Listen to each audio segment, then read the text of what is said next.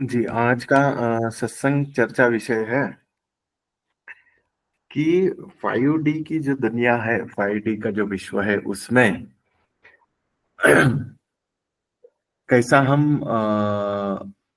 हमारा जीवन शैली और हमारा कार्य शैली रहना चाहिए और उसमें क्या उतार चढ़ाव आते हैं, वो हम जानेंगे।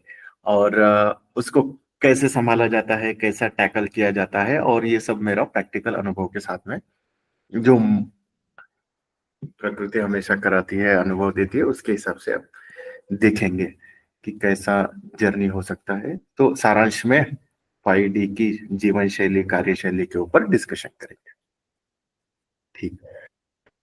तो जैसा यहाँ पर मैं यहाँ पर आया, जैसे भैया जी ने मुझे बुलाया, और प्रकृति का ही पूरा सेटअप था कि जब मैं यहाँ पर आया तो भैया जी का जो टिम्बर ग्रुप ऑफ इंडस्ट्री है, वो कुछ किसी कारण की वजह से वो ताला लग चुका था, बंद ही था।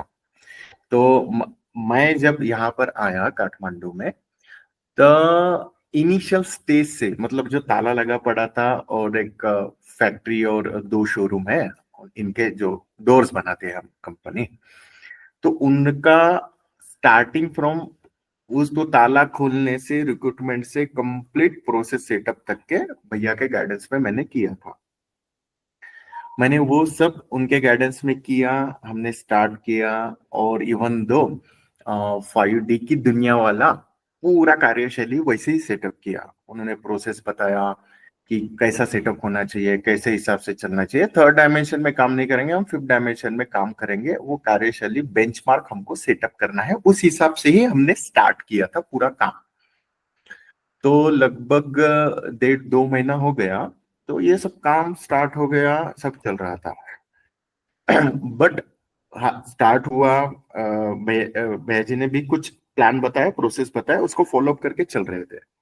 बट अभी जो 2 दिन पहले जो इंसिडेंट हुआ, मैंने बताया था कि फिफ्थ डायमेंशन में जो भी काम होगा वो प्रकृति का प्रवाह देख के ही होगा।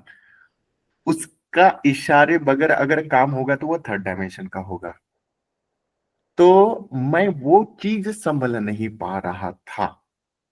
उनके गाइडेंस से बहुत से काम हमने किए, बट पता नहीं वो नहीं समझ में आ रहा था।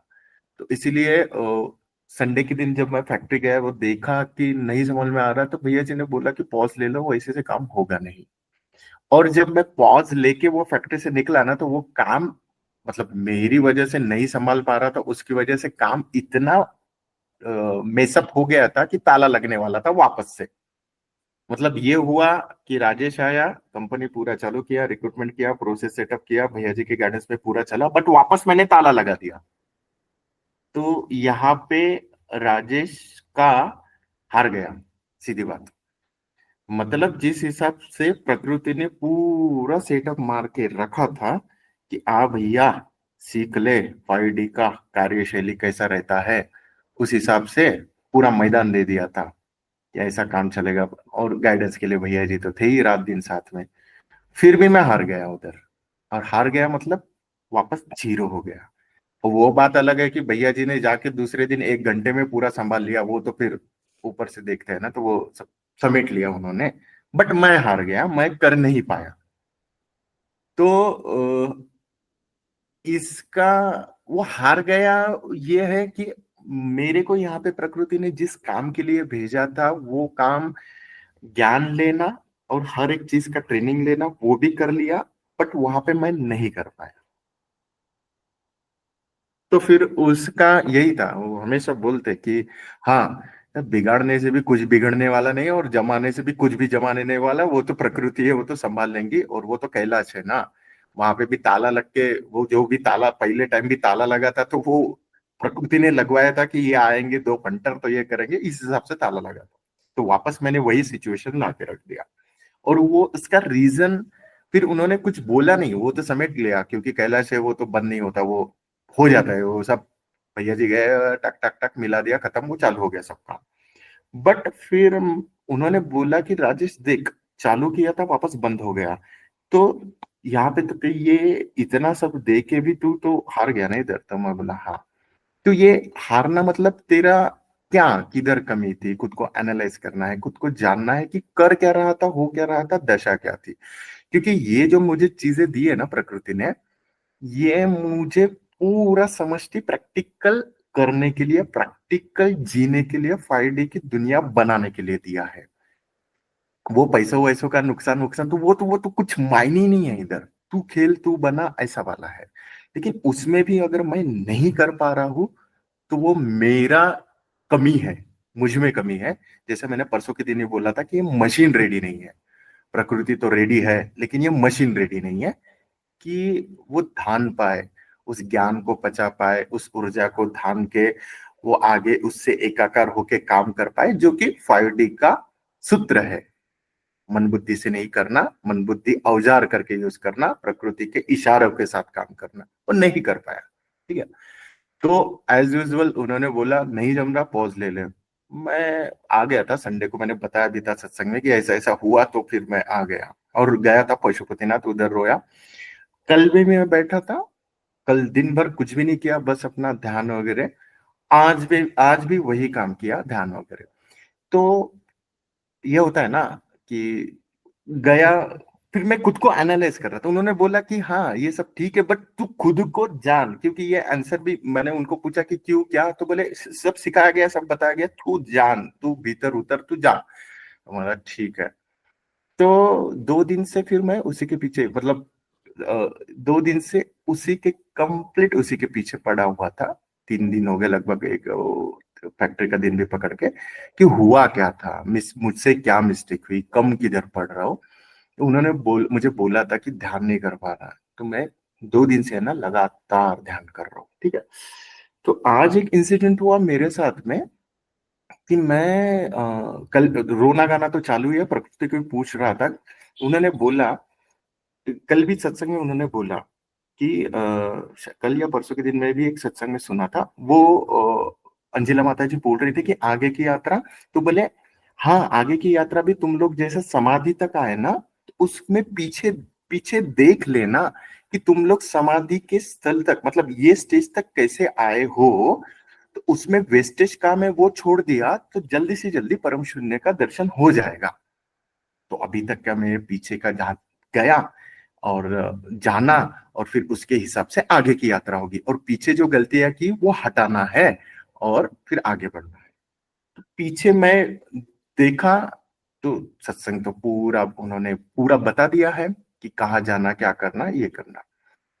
तो प्रकृति का प्रवाह जानना, जाने ना जानना नहीं मिल रहा है मुझे, वो प्रकृति का प्रवाह नहीं पकड़ पा रहा, वो मेरी कमी थी।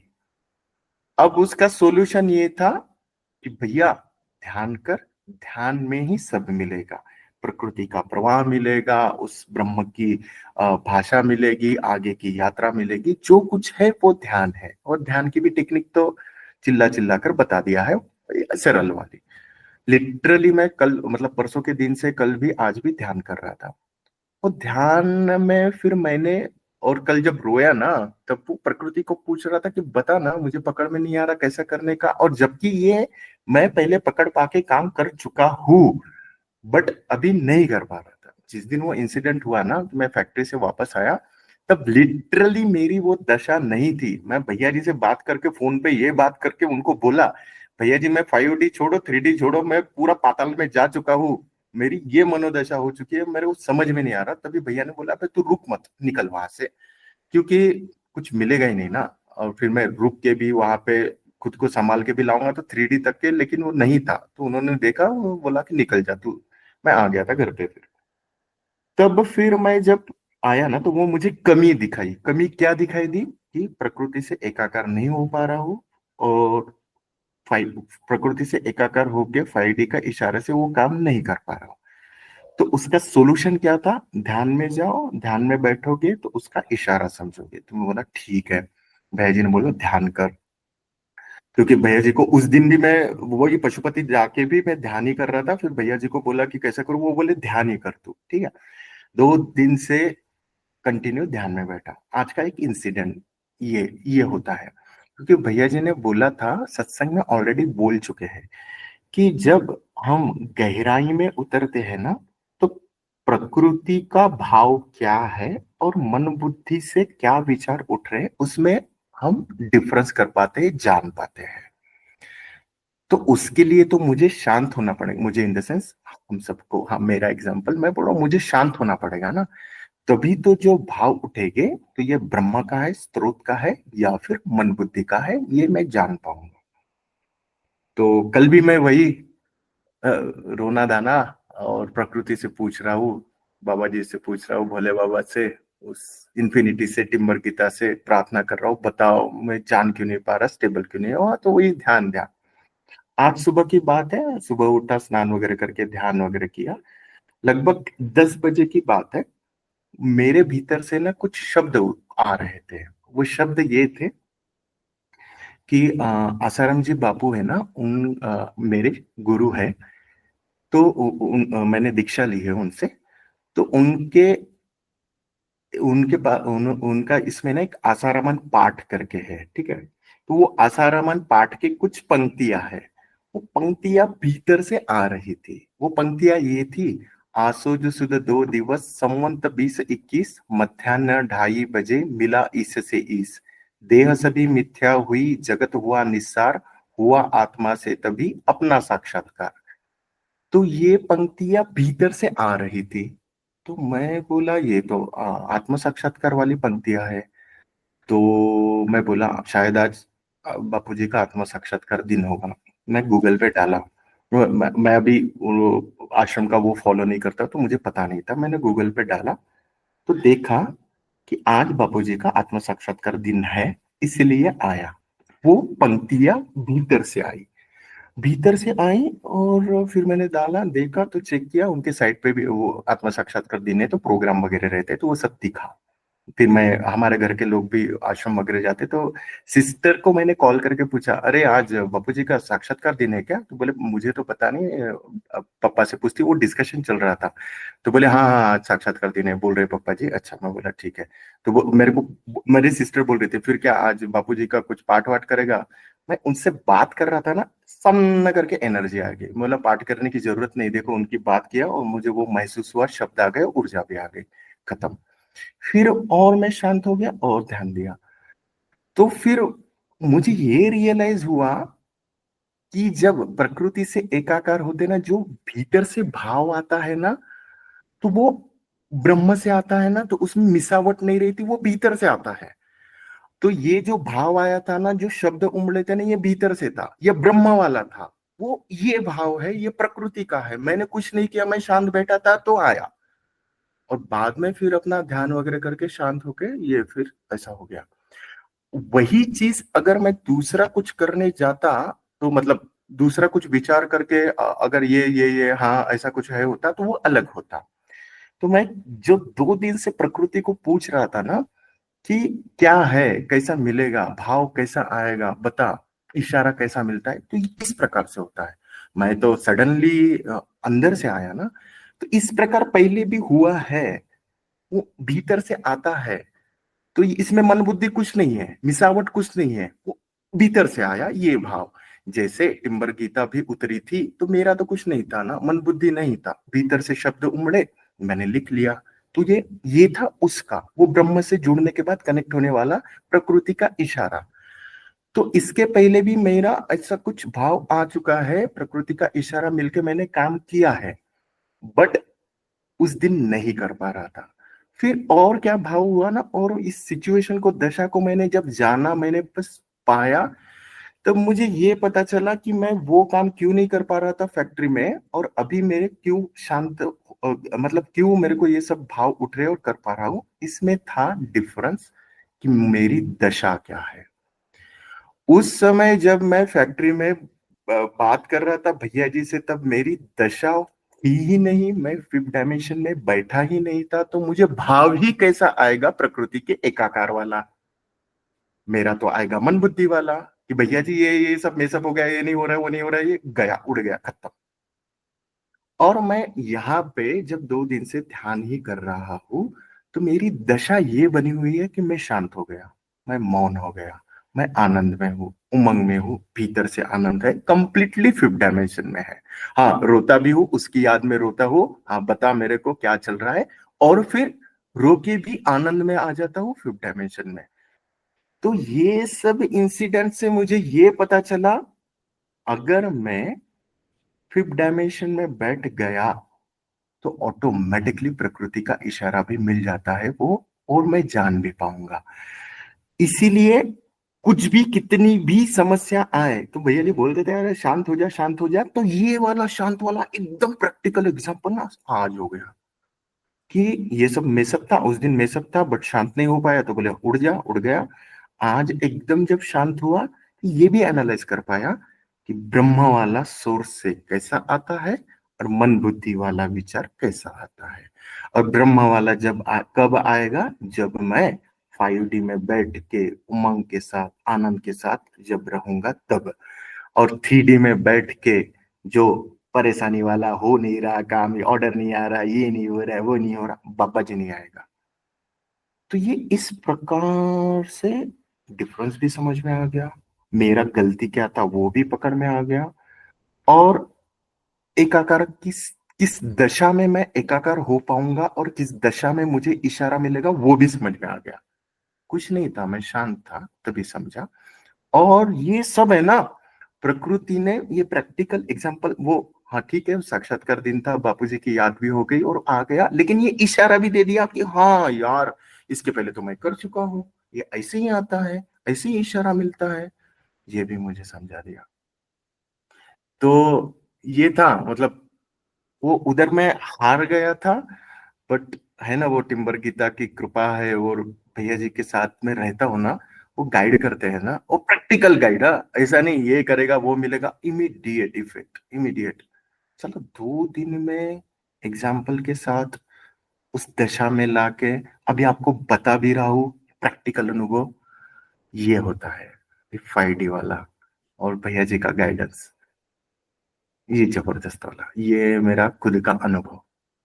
तो वही मैं मतलब, अभी देखो ना ऐसा होगा कि आप लोगों के साथ भी हो सकता है। तो मैं अगर अनुभव शेयर करूंगा तो शायद आप लोग भी इससे कुछ ग्रास कर पाए। अरे हाँ, कि ये चल पचल हो रहा, 3D में जा रहा हो, तो उठो, 5D में आओ, 5D में बैठो, तभी उसकी आवाज, उसका इशारा समझ पाएंगे, वो दशा में बैठना है, तभी तो समझेंगे ना। हम खुद 3D में बैठे हैं तो क्या इशारा देगी, वो इशारा भी देगी तो पकड़ नहीं पाएंगे एक्चुअली, क्योंकि हमारी दशा नहीं है, क्या मेरी मनोदशा, मनस्थिति वैसी चाहिए तो वो इशारा मिलता है। तो ये इस प्रकार प्रकृति का प्रवाह का इशारा मिलता है, प्रैक्टिकल अनुभव के साथ आज मुझे पता चला। तो यही था आज का मेरा अनुभव बताना था आप लोगों को। हम्म, बहुत बढ़िया भैया। आपको पता है हारा हुआ का अनुभव किए नहीं पाते, आपने किए पाए हो, वही है ज्ञान। असल में कभी भी हारा हुआ अनुभव नहीं किए पाते। बात समझ रहे हो भैया, हाँ जी मतलब जी। निकलता नहीं है मशीन से बाहर वो अनुभव। बोली मशीन से बाहर बोलना ही नहीं देता, लेकिन आपको दे रहा। ये बात था आपके बातें की। बहुत जी अच्छा, बढ़िया भैया। लेकिन आपको जितना आ रहा है ना, ज्ञान कितना मिला है, बात समझो। मैंने बोला था ना, जितना हाँ। आपको लेगा, जितना दुख देगा, फिर देगा तो फिर थप्पड़ फाड़ के उससे बड़ा ही देगा ना। जी जी और जी देखो आगे आगे क्या क्या मिलेगा। क्योंकि अब तो बहुत बड़ा अनुभव ज्ञान दिया है ये, तो देखो ना, आपको तो पूरा प्रैक्टिकली आ गया ना वो अनुभव, जी भैया। पूरा। हाँ। अब तो बातें नहीं रह गई, अब तो शब्द नहीं रह गए, अनुभव में आए। यही है। हाँ, ये अच्छा, बात कर रहे मुझे तो गूज कौन बम्प। कौन क्या समझे, हाँ है जी, ना, हाँ जी। समझ में आ गया। जी भैया। जी रमा माता जी बताइए तो क्या समझा।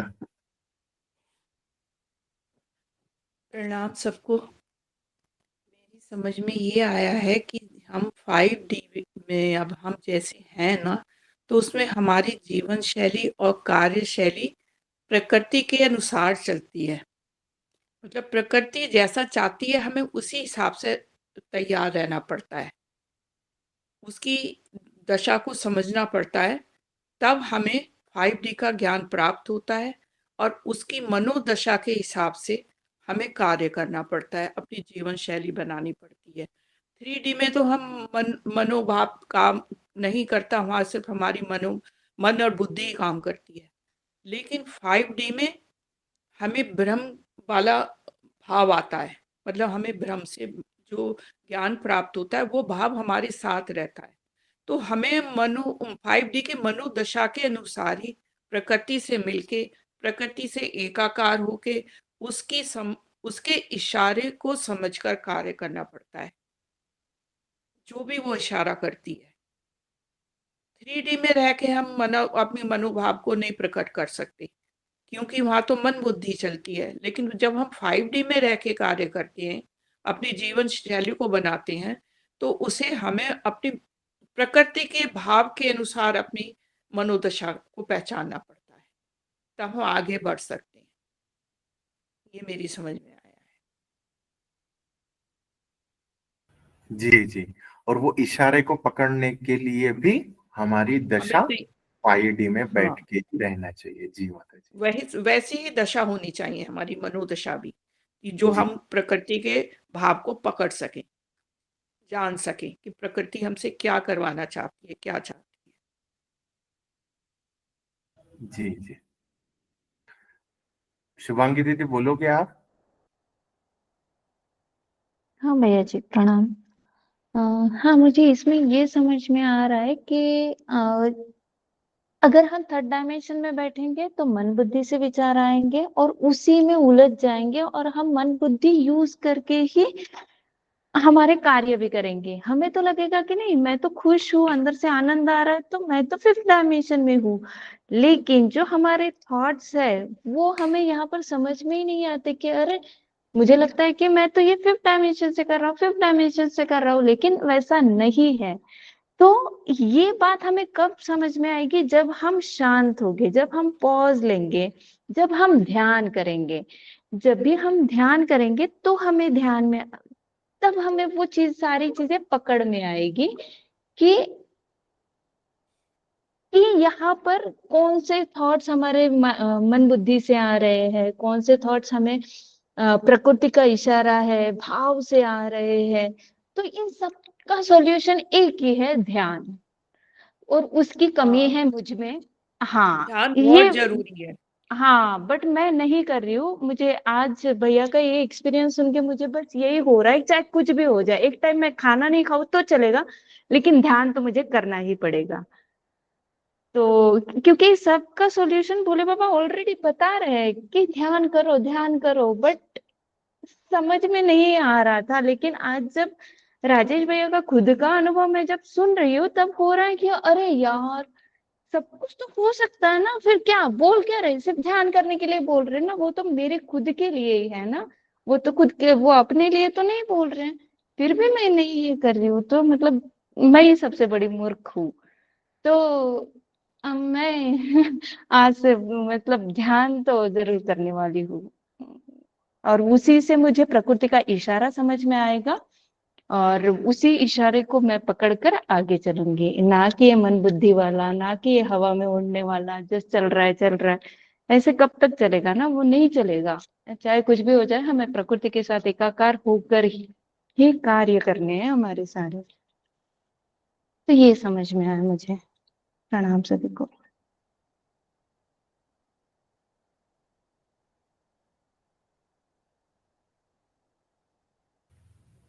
जी। अमिता माता जी आप बताइए तो।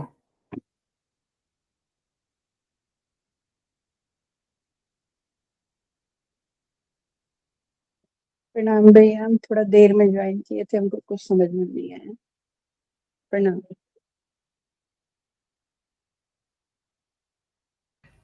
जी जी। अंजिला माता जी आप बताइए तो।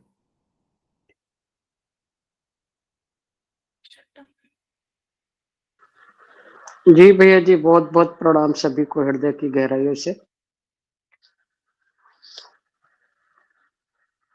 भैया जी, मैं भी 2-3 दिन से काफी वर्क में परेशान थी, तो मैं भी मेरा निर्णय नहीं ले पा रही थी कि क्या करना चाहिए। एक्चुअल में होता क्या है कि जब हम वर्क करते हैं तो थर्ड डायमेंशन में होते हैं, और थर्ड डायमेंशन के अंदर हमारा सब कुछ गड्ढ-मड्ढ हो जाता है। जैसे मिट्टी और पानी को डब्बे के अंदर घुमाओ तो वो पूरा सब दूषित हो जाता है पानी, शुद्ध पानी भी।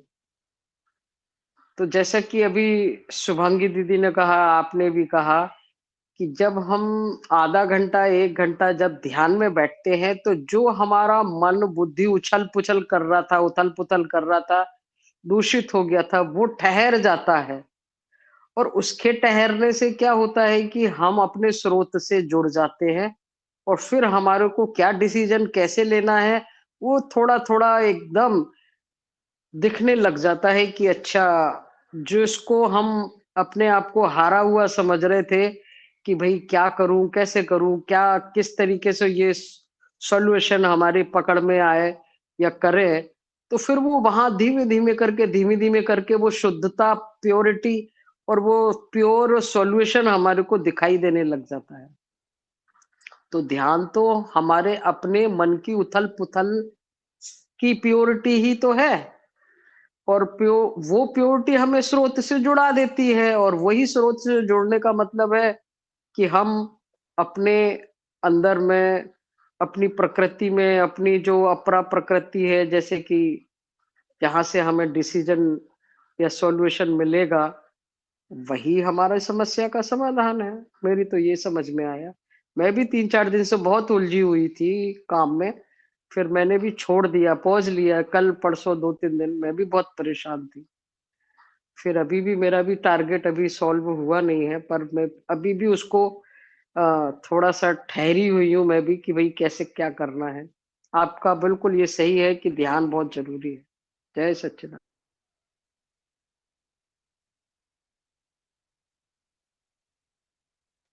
जी जी माता जी,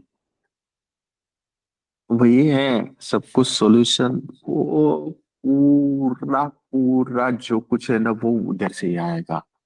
क्योंकि जो बोलते ना ब्रह्मा, परमात्मा, सुप्रीम पावर, ऊर्जा, वो उधर ही है। आज तो मैं मतलब बहुत इतना आनंद आ रहा था, इतना मस्त हो गया और शांत भी हो गया ना, तो मुझे फील हुआ कि यार ये तो खजाना है इधर, बस बैठता नहीं था, और बैठ गया तो सोल्यूशन भी मिल गया ना मेरा, मतलब प्रॉब्लम का सोल्यूशन आपका भी मिल जाएगा माता जी। उसी में ध्यान में और मैं समय भी बढ़ाया था भैया, मैं तो कर ही नहीं रहा था, तो अभी तो 2 दिन से ध्यान ही कर रहा हूँ। खाना, एक्सरसाइज करना, हाँ, और योगा भी करने बोला है, मैंने शायद बताया था सत्संग में पहले। बट योगा को भी हमारे दैनंदिन जीवन में ऐड करना है। ठीक है। योगा मतलब ऐसा हो जाता है कि शरीर ये टूटेगा, मतलब ये तकलीफ होगी, वो तकलीफ नहीं, शरीर कंप्लीट, हमारे जितने भी जोड़ है, जॉइंट्स है, उनका मूवमेंट होने को ना, इस प्रकार से एक्सरसाइज योगा करना है। जो भी करो, जैसा भी करो, शरीर की प्रत्येक कोशिका कोशिका हिलने को होना, प्रत्येक जॉइंट हिलने को होना। तो ये योगा प्लस ध्यान, बस यही है। और ध्यान में आगे क्या करना, कैसे करना, वो तो हमको सबको पता ही है। बस यही पकड़ के रखे ना, टक करके वो परम शून्य दर्शन तक चले जाएंगे। यही है साधना अभी। और दैनंदिन जीवन में तो फिर हमारा उसी से प्रकार से डिसीजन, उसी प्रकार से ध्यान दे के काम करना, सच मतलब अगर हम कंटिन्यू ध्यान वगैरह में भी रहे ना, तो वो जो दैनंदिन कार्य भी कर रहे हैं ना, तो वो उसी प्रकार से हो जाते हैं। क्योंकि देखिए, ध्यान में भी हम क्या कर रहे हैं ना, हम सजग हो रहे हैं, होश के साथ आ रहे हैं। तो इतना होश के साथ इधर आने के बाद में हम जो दैनंदिन कार्य कर रहे हैं ना, वो भी सजगता आ जाती है, वो भी होश आ जाता है। फिर वो पीछे ये हो गया, वो हो गया, ऐसा विचार, वो भी आगे आने वाला, वो भी हट जाता है, हम प्रेजेंट में आते हैं। ये सब खजाना उधर से ही मिलता है। सजगता आ जाती है तो ऑटोमेटिकली अपने कार्यशैली में भी हम होश के साथ काम करेंगे, जो भी कर रहे होश के साथ कर रहे, तो वो भी एक की मिल जाता है। काम भी वैसे ही, तो ऑटोमेटिकली हमारा ब्रह्मचर्य सधेगा, क्योंकि होश के साथ काम कर रहे हैं, तो वही ब्रह्म के साथ एकाकार हो रहे हैं। वो भी यही तो है हमारी साधना फिर। जी माता जी।